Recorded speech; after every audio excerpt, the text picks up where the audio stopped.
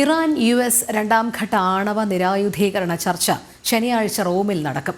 അന്താരാഷ്ട്ര atomic energy agency അധ്യക്ഷൻ Rafale Grossi ഇന്നലെ ടെഹ്റാനിലെത്തി. ഇന്റർനാഷണൽ അറ്റോമിക് എനർജി ഏജൻസിയുടെ നിരീക്ഷകർക്ക് ആണവ ശേഖരം പരിശോധിക്കാനുള്ള അവസരം തുറക്കുകയാണ് ടെഹ്റാൻ സന്ദർശനത്തിന്റെ ലക്ഷ്യം.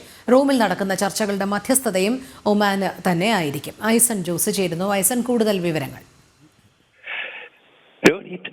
രോഹിണി, തീർച്ചയായും ഒമാനിൽ തന്നെ ചർച്ചകൾ നടക്കുമെന്നായിരുന്നു ഇന്നലെ വരെ ഇറാനിൽ നിന്നും നമുക്ക് ലഭ്യമായ വിവരങ്ങൾ. ഇറാൻ സ്ഥിരീകരിച്ചതും അത്തരത്തിൽ തന്നെയാണ്.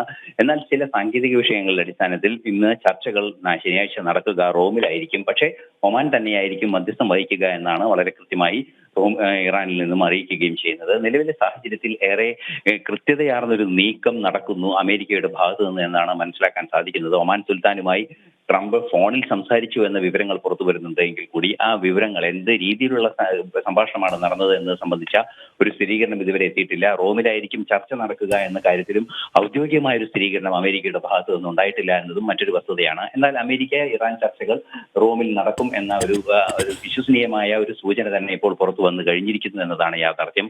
മറ്റൊരു സുപ്രധാന വിഷയം, നേരത്തെ രോഹിണി സൂചിപ്പിച്ചതുപോലെ റഫേൽ ഗ്രോസി ഇപ്പോൾ ടെഹ്റാനിൽ എത്തിയിട്ടുണ്ട് എന്ന വിവരവും പുറത്തു വരുന്നുണ്ട്. ഇന്നലെയാണ് അദ്ദേഹം അവിടെ എത്തിയത്.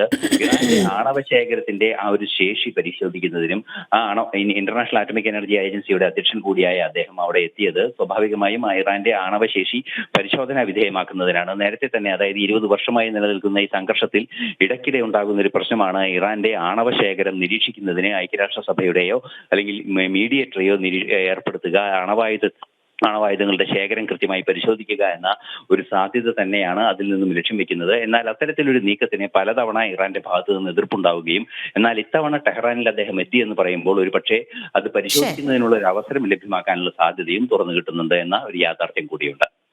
ശരി, ഐസൻ ജോസാണ് വിവരങ്ങൾ നൽകിയത്.